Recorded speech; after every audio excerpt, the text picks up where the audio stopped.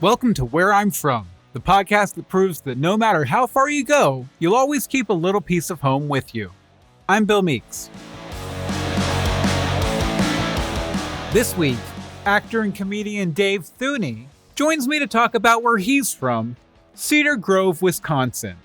But he's also kind of from Milwaukee. Point is, we're talking the Badger State. You might know Dave Theune as, well, that guy. The RX-5 got 5 spokes on Road Pro, and it's half the price. Okay.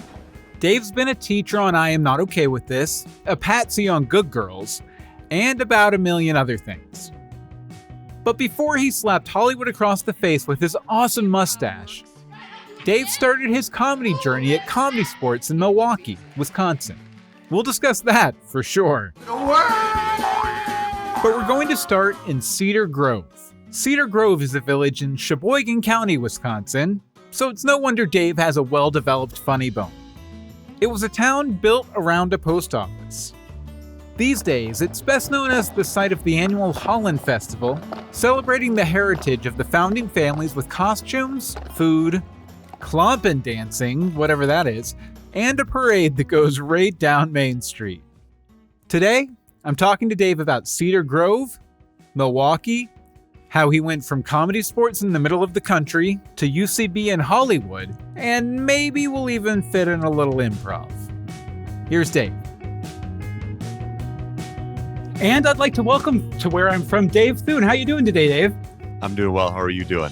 Excellent. I haven't talked to you since we were in improv class together at Groundlings, which I had to bow out of because there was COVID and a car wreck and all that stuff. Yeah. How was the rest of the class? The rest of the class, after you left, we really took off. We really started to thrive. It felt like there was a cloud lifted and we just started to gel and come together. So you were missed. You were missed, Bill. Indeed. The class was fun. It was good. And you guys hang out all the time now and everything too, like outside we of hang class. out all the time. Yeah, and we have your email, so we know we could connect, but we choose not to. You choose not to, absolutely. You know, it's funny you say that because a little story about where I'm from. I was on the YMCA basketball team, youth basketball team. We lost every game for 8 or 9 games. And I was like, you know what, screw this. I'm out of here. I dropped out of the team. They went on to win the regional championship. It's like they had 4 games left. They won all 4 of them and they made it to the championship. So par for the course, par for the course. Hey, you don't like to be with losers, man. We know this thing about Bill. He doesn't want to be associated with losers, so he gets out while the getting's good. And then whatever happens after that, that's not on him. And it's just a coincidence that every time I leave, they stop being losers and start being winners. It's weird. Purely coincidence. We're not that important to think that the world is revolving around us. We're going to talk today about Cedar Grove, and we're going to talk a little bit about Milwaukee too. So I figured I'd split it up into 2 sections here. We'll start with Cedar Grove because that's where you started, right? You bet. Was Cedar Grove a supportive environment for young artists such as yourself? Yes. I mean, for me, yes. I mean, I don't know if that's for everybody, just like any town, any city, anywhere. But for me, it was. I got to do, I guess I would say like it's supportive. An artist, yes, but also I didn't know what I was doing. No one knew what they were doing at that age. I mean, I certainly wasn't thinking I'd be moving out to Los Angeles or anything at that time. That wasn't a possibility. But because I was in an environment that was supportive, that was safe, that was stable, I could kind of, try different things out, do kind of things that I wanted to, which included being in plays in high school, being kind of goofy in general, and dabbling in a lot of different things to find out what I actually like and didn't like. I was a theater kid too. What plays were you in high school? I guess, and I'm always like the phrase theater kid. I was in plays, but my school was like 200 students total. It was really small. And my town was like 12 to 1,500 people. And we combined with another town called Belgium. And their kids came to Cedar Grove as well. But theater, I was in plays in high school, but anyone could be in the play. If you wanted to be in the play, you could be in the play. They were just, we only had one a year. There was no like theater department. It was just a 1 play a year. And I was in a play in like 7th grade, 8th grade, and then all through high school. But that was just one a year. And again, truly anyone could be a part of it. So I don't know if I was a theater kid, but it's one of the many things I did, because I also did sports. If anything, I would consider myself a sports kid more than anything, but theater was definitely part of it. We did, I'm sorry, that was a long way to say. We did A Christmas Carol. Ooh, who'd you play in A Christmas Carol? Because I was in two versions, I was in 1.5 versions of it. Okay, and you played who? I was in the kids version. I was Bob Cratchit. In the musical version, I was just a villager. All right, I like that. We did not do a musical version, and that was my freshman year. And I was the ghost of Christmas. Who's the bigger, jollier ghost? Is that Ghost of Christmas Past? I think that's the Ghost of Christmas Present. Or no, maybe it is. It is Past. Like the big jolly guy who was eating all the fruit and everything. Yeah. Yeah, I think that was me, if I remember correctly. I was taller, so I think that probably helped. But I also think he got to be maybe a little bit funnier, and I was maybe considering myself as funny. I don't know if anyone else did, but I did. And then I don't remember all the plays that we did. We did Bye Birdie. It's a classic. It was classic, except our piano player, because we were a small town, so we didn't have like a whole band or anything, dropped out not that long before we started. And so we tried to use like a soundtrack, like a tape or CD to sing along with, but that didn't really work well. So we did it a cappella. Ooh. Bye Birdie a cappella. It was an experience. That worked better than the tape somehow. I wouldn't say that. But I was Conrad Birdie in Bye Birdie. And I'm not a good singer. The lead, right? The lead of Bye Birdie. Yeah, or one of the co-leads. Like it's him, it's the gal, and then the gal that she falls in love, the guy that she falls in love with, which is what, my manager or something. I don't remember. I don't exactly remember the musical that well. And I did 2 others, which I don't remember. I think one was like we did like a series of short ones. Bachelor and the Bobby Soxer. Is that a musical? Or is that a play? Bachelor and the Bobby Soxer? I know there's a family of musicals that are all like, set in the 50s or like set in like a bingo hall. It's like this class of musicals that's like every community theater does to bring out the elderly folks. Yeah. We were definitely in that camp. So those are the ones I did, and I liked it. I like being on stage. I like performing. I like being funny. Were the theater kids at your high school? In my high school, they were kind of elevated, almost as elevated as like, say, the jocks or something. Were the theater kids in your school respected, or was it, let's go pick on the theater kids? It was not the same thing. But I don't know if anyone can, maybe I can't speak to the other students. I just don't remember it ever feeling like anyone's like, I'm a theater kid. Like that was like a subgroup. It was just such a, like, we only did one a year. And then there was no other like class or get-togethers. It was just like, we'd get together and different people would try out. Maybe sometimes you'd have the same crew. Like I was in it every year, but other people were not in it every year. And it just felt like a different thing. So were they the upper echelon? Probably not. But a lot of us were also in sports and in other groups. So it also just felt like not like there was no differentiation between the groups in certain ways. But maybe we weren't cream of the crop. But we were also dabbling in other things. Yeah, my high school was very much like that too, where we had the theater kids, but the theater kids were also the band kids, were also the football kids. Like one of the bigger actors, Justin, in my high school, he was also the school mascot that would run out at football games in the Patriot costume. Yeah. See, that's the type of stuff. Like we were too small. We didn't have a mascot. I mean, we were the Rockets, but we didn't have like anyone dressing up as a Rocket. How big was your class size? 60 kids. Oh, wow. Pretty small then. In my graduating class. Yeah, I could probably at least name the first name of everyone in my high school, at least. And then like everyone was a lot of students were in band that were in sports. Our band was like a big, pretty normal thing. And again, I could be wrong. Maybe there's other students that are like, it sucked. And I did feel like a theater kid and I was on the outer edges. And I'm sure that was the case. But for me, who was kind of had my hand in a lot of different things, it all felt pretty normal.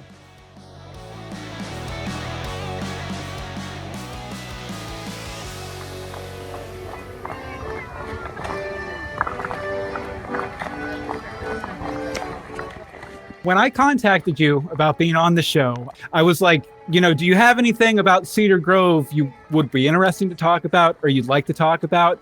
And you mentioned the annual Holland Fest. Now, go ahead and tell us about Holland Fest. Holland Fest, it takes place every summer in July, I believe. Cedar Grove is a Dutch town. Maybe not so much now as it used to be, but we have Dutch heritage. Theune is a Dutch name, as far as I know.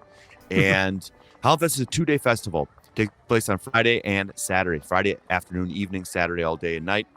And it is, at the time when I was growing up, the largest non-alcoholic festival in Wisconsin, I believe. I don't know if people like that claim to fame or not, depending on who you ask.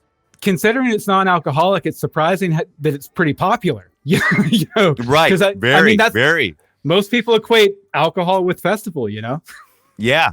When I was a kid, and I don't know, again, maybe it's slightly different now, but certainly when I was a kid, like people would come from different parts of the state to come to this. And I think part of the allure and the appeal was, well, one, there's just less to do because there's no internet and the world was smaller then. But I think part of the appeal was that it was like a family affair and you could take your kids there and it was like no dive into mayhem. Here's the things about Holland Fest. One is that we would, on Saturday morning, we'd have a parade like a lot of festivals do. Mm-hmm. What we would do is we would scrub the streets. And what that means is on Main Street, where the parade is going to come down, it's also going to go down other streets, but it goes on Main Street as well. People, if they choose, could dress up in traditional Dutch garb, which I did, and so did my family. Wooden shoes. If you could think of like what the little Dutch boy on the paint cans kind of looks like, that's kind of what we were dressed like. And gals would dress in traditional dresses. We would scrub the streets. We would take pails of water, obviously, and out of big wooden, barrels and whatnot. And the guys would have yokes on like an oxen and have 2 barrels of water, 2 pails of water, and we would dump it on the street. And then the women, also guys, would scrub it with these big wooden brooms. And then the parade would begin. We'd have a guy named the Burgermeister, which is like a leader of some sort. He's declaring that the streets are clean and the festival is open. Who is more powerful, the Burgermeister or the Burger King? Oh, that's a tale as old as time. It's a question that with a chicken or the egg, right? My goodness. I got to give it to the Burgermeister, I would imagine. So then we would, the other thing that happened is a parade would come, people from around different parts of the state they come in different bands, high school bands. People come in church floats. We had 4 churches in our town, 1 bar, 4 churches. And each church would generally have a float of some kind. And also we would do Klompen dancing.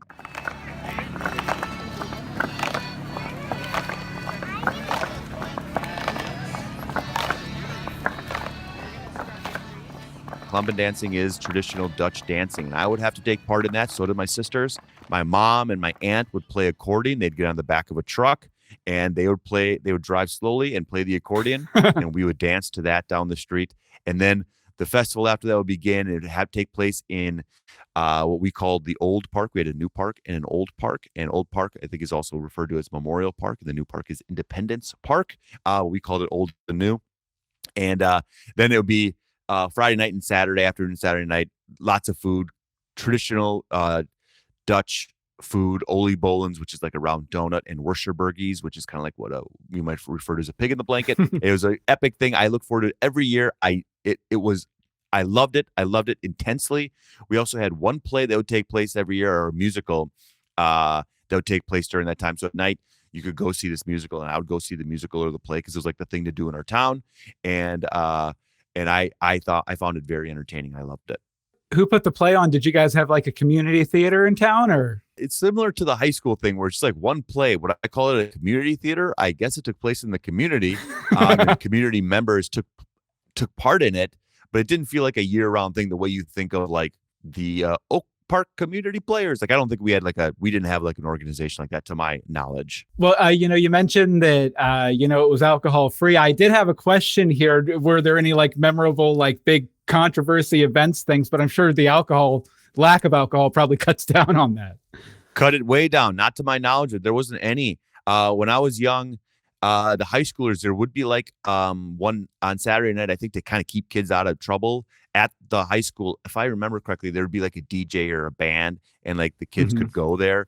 I was too young for that, and I think it died out by the time I got into high school, if I remember correctly. But maybe I'm wrong on that. But no, not to my knowledge. It was a pretty scandal-free event. To my knowledge. Very boring. Very boring. All the better for Cedar Grove then, yeah. Yeah. On the opposite side of the coin, you mentioned when you posted about this on Instagram when we were supposed to record yesterday, you were going to unbury all the bodies, all the names were coming out. I'm giving you this platform. I'm doing a good job, right? Absolutely. Absolutely. I'm giving you this space here to call out anyone you'd like to from Cedar Grove. Yeah. I'll tell you what. Here's the thing about like me growing up in plays. I'll call these people out. I think I have a funny family. I'm sure we all think we have funny families. I do think I have a funny family. And I'll call out my cousin Nate, who now lives out here in California. And I think he's so funny. And I used to look up to him. I still look up to him. But I definitely looked up to him when I was a kid. An age gap. Let's say if he's a senior in high school, I was in, I'm going to say 6th grade. That's about the age gap. Gotcha. So like 6 or 7 years, something like that. Yeah, maybe 7. Maybe he might be set. Maybe I was in 7. Yeah, it might be like 5 to 6 years. Anyways, I would see him in plays. He would be in plays, and he would do different things at school.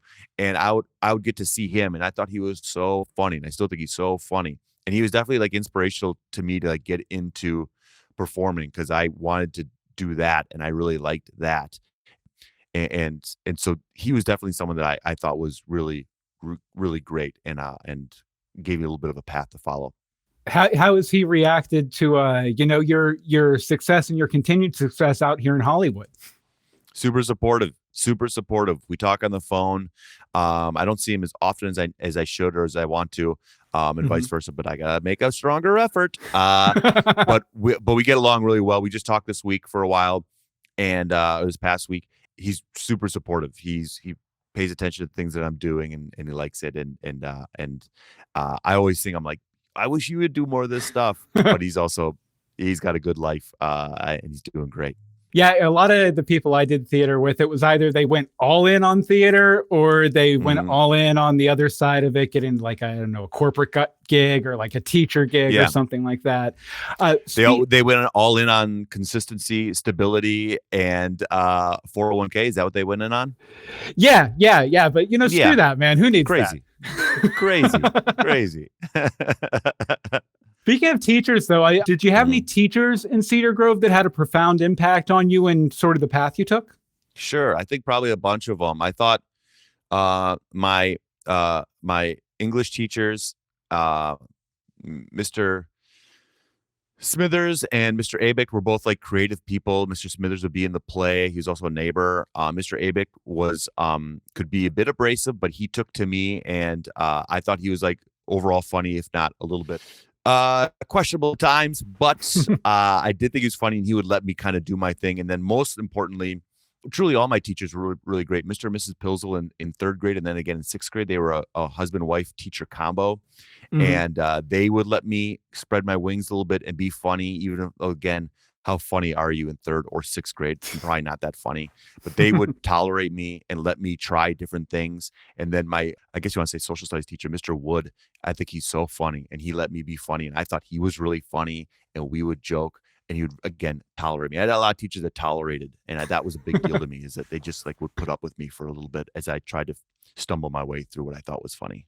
Tolerate, accept you for who you are, tomato. Tomato tomorrow. That's definitely so important to have an encouraging teacher. Like I know I do a bit of writing myself, and my high school teacher, my freshman year English teacher, Miss Wager, really kind of pushed me in that direction. And, any minor success I've had, I completely owe to her, because my family was not into the whole artsy fartsy writing sort of stuff unless it was related to, God and the Bible and all that. So, it's so important to have those figures in your life that kind of allow you to experiment and find out who you are. Yeah, for sure. And because I grew up in a small town, and because my family had been kind of established there and been there for kind of generations, they'd been there for generations. I think there was like we know who this kid is. And again, you knew who every kid was, but they certainly knew who probably I was because I had older sisters that kind of paved the way for me as well. And my mom and dad are in the community. So I think there was like because of that, I had some leeway that maybe other kids didn't have that weren't known. And like, I could look at that. I didn't notice it then, but certainly now I can go, oh man, I really had a little bit of a wide berth in which to do things. And maybe I was funny, maybe I wasn't, but there was let's give them some room. And they let me do that. It was huge for me. Absolutely. And I will definitely say, as someone who's taken an improv class with you, you're kind of funny. You're all right. I have my days. I have my days here and there. No, honestly, Dave, I've done a lot of improv classes now. Some of the scenes I did with you were some of my favorites I've done in any class. So, whoa, that's so great. Thank you for saying that. I like that class a lot, and I've done a lot. I'm sure we'll talk a little bit about it, but I like that class. It's for those of you who are wondering, is the intro class at Groundlings. Yeah. It's the intro class to their like core track at the Groundlings. And we were just in it recently, just like a few months ago. And I've been doing improv for a while, but I wanted to branch out and try something different. So Bill and I were in the same class, and I really enjoyed that class, and people in that class really made me laugh. Not that I didn't think they would. I haven't been in a beginning improv class in a while, so there's certain expectations that were far exceeded in that class with the amount of funny people in there. I truly enjoyed it. Yeah, that was a fun class for me too, because immediately prior to the pandemic, I spent about 2.5 years doing improv in Orlando, where we lived before. And then the pandemic happened, and all the opportunities I had there kind of went away. We decided to move out here. And then it was just such a relief and a release to come to that classroom and be, in a room playing with people again. Absolutely. Just a ton of fun. Folks, we do have to take a quick break here to take a word from our sponsor, but we're going to be right back in just a couple of minutes. Tons of fun. Stay tuned. Where I'm From is brought to you by Streann Studio. That's Streann Studio, the web app that puts you in charge of the live show. Streann Studio allows you to take your streaming game to the next level by allowing you to stream to multiple platforms at once. If you want to go to Twitch, if you want to go to YouTube, you can stream to all of those platforms at once, get feedback from your audience, and most importantly, it puts you in control of the show. Now, Streann Studio has several packages that work for just about any type of broadcaster. From the free plan, where you can stream with a watermark, all the way up to the gold plan, where you can have up to 8 guests. You can stream to as many social platforms as you want. You can get a web link to share your show with external audiences, and you can even get an iframe so you can embed your live stream show directly into your website. Hey, I love Streann Studio so much, I'm using it to produce this show. I want to thank Streann Studio for supporting Where I'm From, and you can give this fantastic software a spin and support Where I'm From at the same time. Just head over to our website at billmeeks.com/whereimfrom and click on the Streann Studio banner so they know we sent you their way.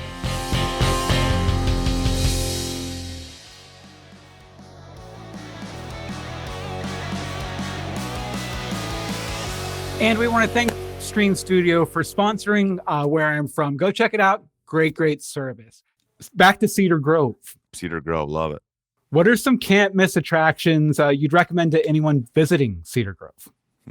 Oh boy. As soon as you realize you're in town, you're headed out of town. It's very small, very small. Holland Festival, that's the big one. Boy, I guess go to one of the 4 churches. You could go or to the one bar. Or the one bar, Sportsman's bar, which I've been to many times. And then if you head out of town, you can go to Country Grove Restaurant, which I think is what it's still called. It's a limited amount of stuff to do there. Truly. Yeah, it's not like, how like in Gilmore Girls, I always refer to Gilmore Girls. Stars Hollow is where they live. And it's this quaint small town, and there's this like gorgeous little main street. It's got all these shops and stuff like that.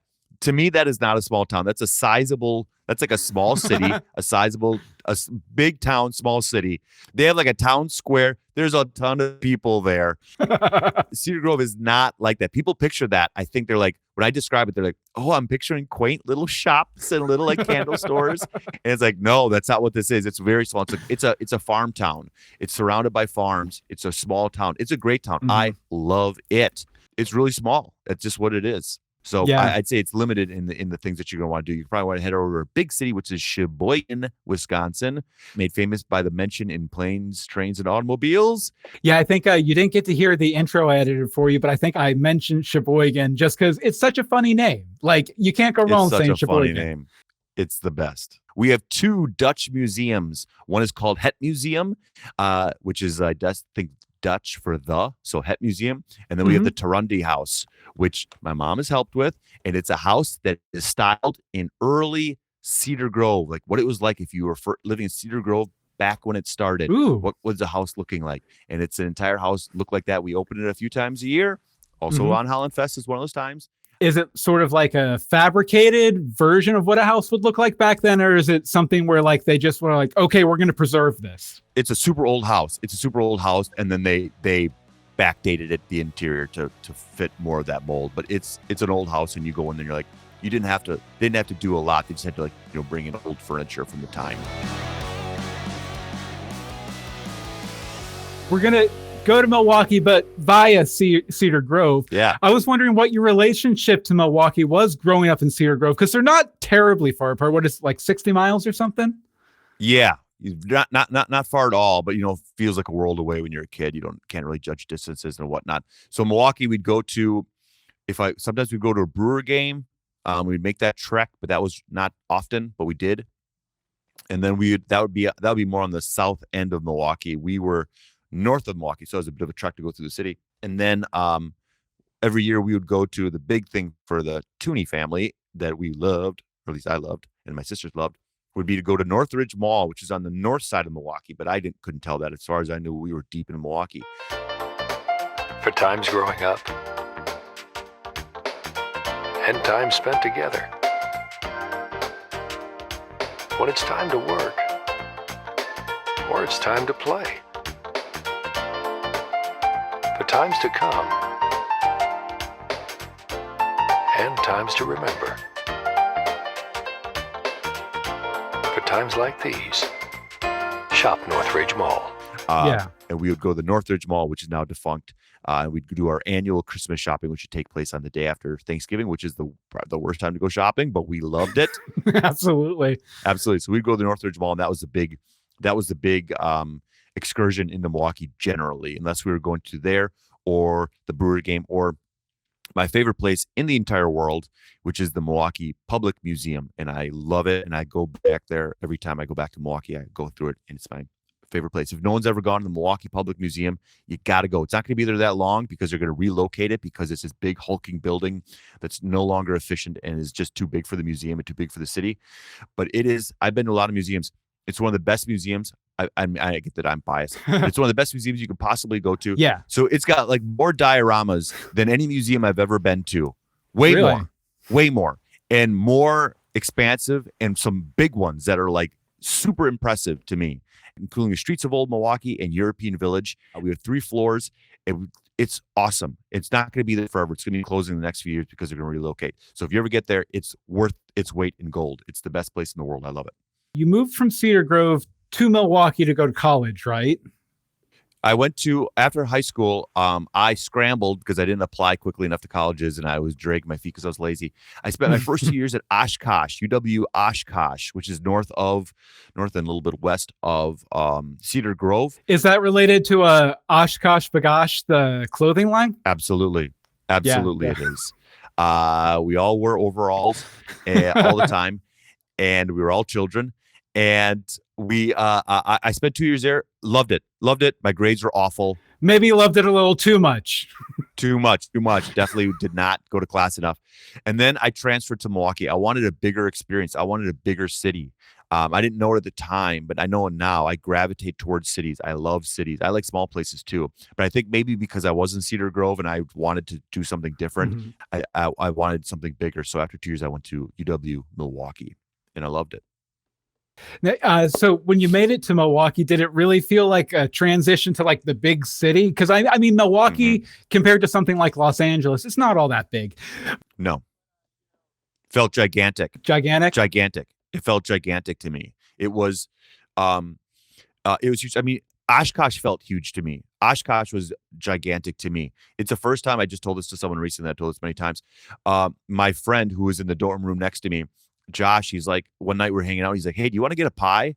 One, I didn't know what a pie meant. I just thought he meant literally like a pie. I was like, what? I know now it's pizza. And I was like, okay. And it was the first time I'd ever gotten delivery in my life. And I thought, I was like, holy cow, I'm in the city. We're getting delivery pizza. This is unbelievable. And then going to Milwaukee, absolutely felt huge. And I explored such a tiny part of the city when I was in school there. I lived there afterward too, and then I got to see way more of it. But it was gigantic to me. Now I recognize it as a mid-sized city that's way more manageable. I love Milwaukee. But at the time, it felt enormous. Enormous, intimidating, all that kind of stuff. Yeah, for sure. The first time I went to a bigger city than the one I grew up in was when I was 18. I moved out here to Los Angeles for about 6 months. From where? From Wheeling, West Virginia. It's huge. You moved to like the biggest place. You moved to the most sprawling, gigantic city in the U.S. Yeah, I went from 0 to 100 at 18 years old. I was like, screw this town. I'm getting out of here. I came back 6 months later. But yeah. Did you cry? Did you cry in Los Angeles when you were out here at all? Were you like scared? Like I would have cried at many points. I would have cried. I've been like, this was too much. I absolutely did. Cause I moved out here to go to UCLA and work as a live-in nanny. And a few months into the live-in nanny gig, they were very against any sort of punishment for their kids. The little boy was beating up on the little girl. So I sent them both to their room so their parents could deal with it when they got home. Fired me. I had no place to live. I cried that day. Whoa. Yeah. Holy cow. Had to go crawling back to my family to buy me a plane ticket to get home and everything. It was nuts. Yeah. But well, you're a big capital punishment proponent, if I'm not mistaken, right? You love capital punishment. Like spanking. Absolutely. Corporal punishment, not capital punishment. Not capital punishment. I love sorry. Corporal punishment. You're not going to believe this. You're the second person to make that mistake. For it to come up and to make that mistake, the first was Stephen Tobolowsky. So congratulations, you're in a very rarefied air. That's so funny. That's so funny that he's the other one. I did the pilot of Dr. Ken. It was a sitcom that ran on, I think, ABC for a while. And Stephen was, I don't think he was a regular, but I think he was in the pilot. He was a patient in the pilot as well.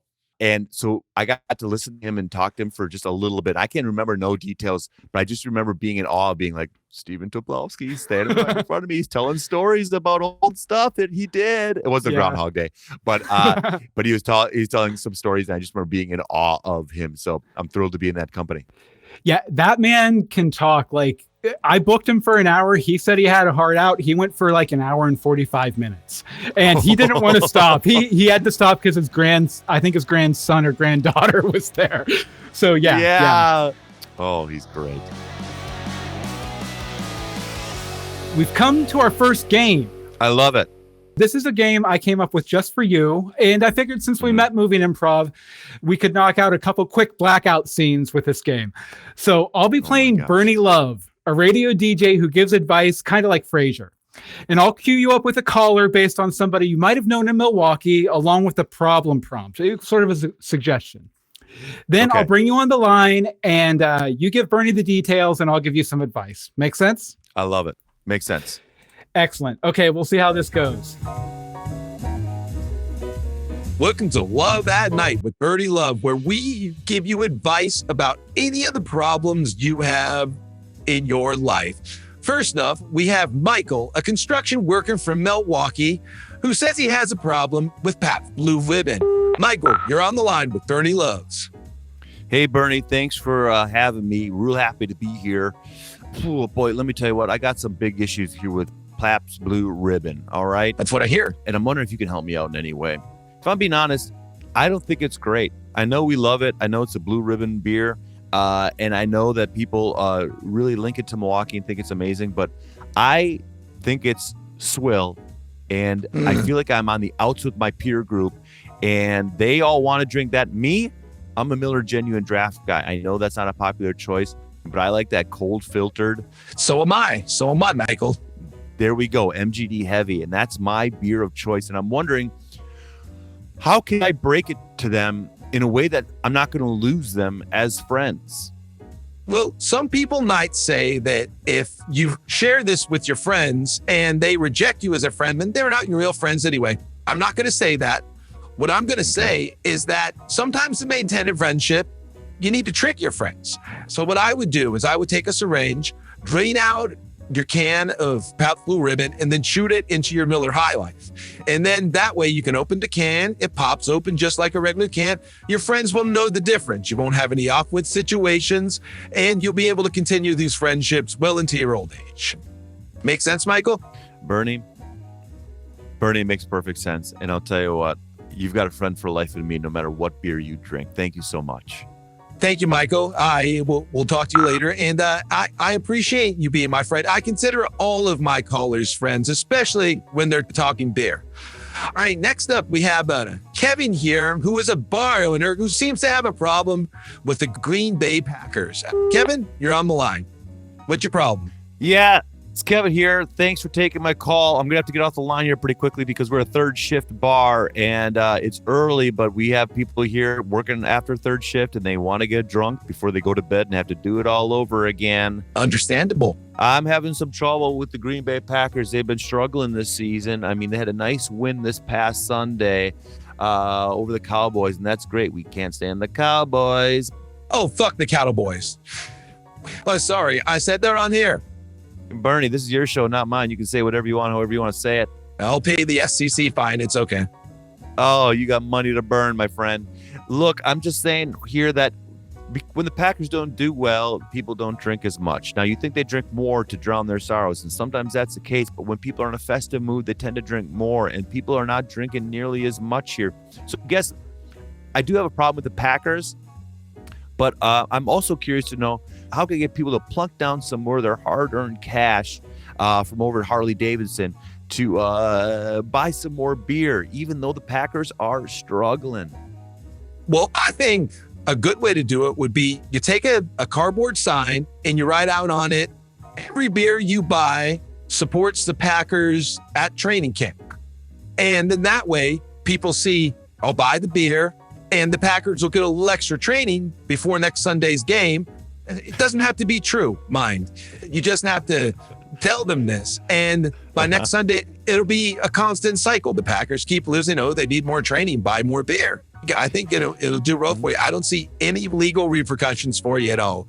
Yeah, that feels foolproof. I mean, buy beer and they get more training is what you're saying. They somehow get more training as a result of this. That's what the idea is. Yeah. Right? The beer funds their additional training. Yeah, exactly. It's a public account that, the beer money goes into and then the Packers take it out. Yes, we are a publicly owned team. The Packers are publicly owned, so this feeds into that idea. I completely understand that. These millionaires need more money from us. I'm not sure that they do, but I do like the idea that now we have even more ownership of a team that we already own. It gives us even more connection to this team that we love so much. Bernie, honestly, this is a great idea, and I love it. I'm going to start pushing this on our patrons at the bar, and I think it's going to go over like gangbusters. Bernie, thanks once again. I love your show. It's always the best advice. And I'll tell you what, you've got a voice like an angel. You've got a voice like an angel. But a lot of people tell me I have a voice like an ashtray, but I'll take it. But thank you very much, Kevin.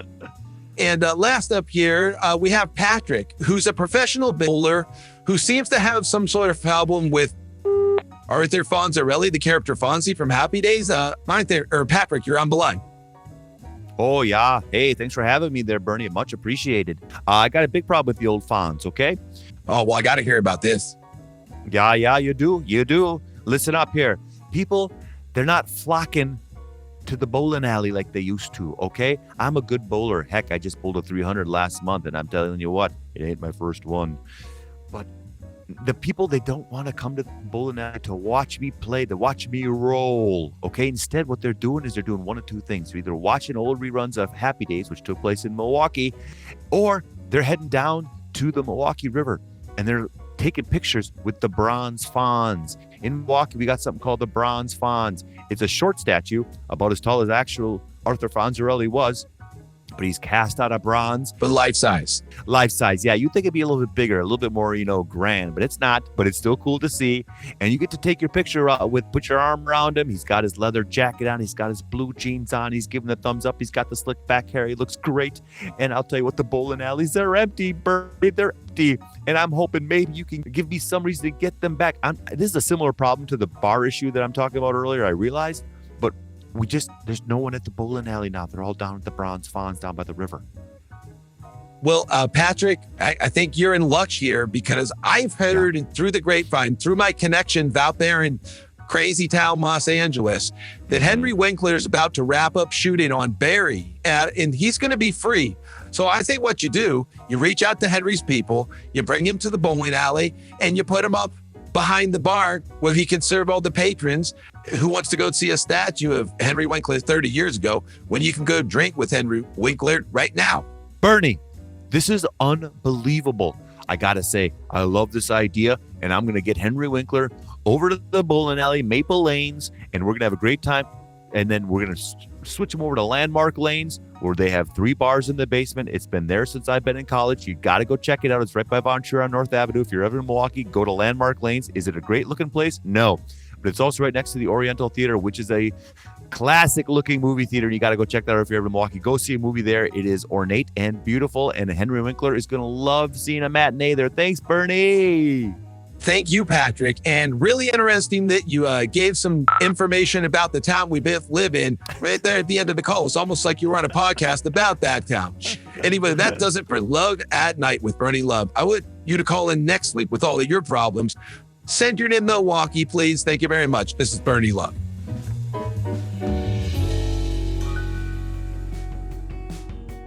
So, are you enjoying our season premiere conversation with Dave Theune about all things Wisconsin and Hollywood? Good, because there's a lot more of it. Come back next week for part 2 of our conversation. If you like the show, I do highly suggest you go over to Apple Podcast or Spotify, leave an honest review that's 5 stars and says the show was perfect. So to help us get out to more viewers and everything.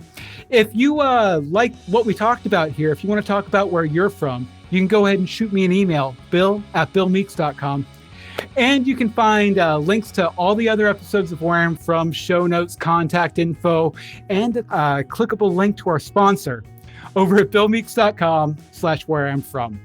We generally try to go live on twitch.tv/billmeeks, youtube.com/@billmeeksla. They changed up how they did it recently. Join us here again next week for the second half of the conversation with Dave. It's a good one. See you soon.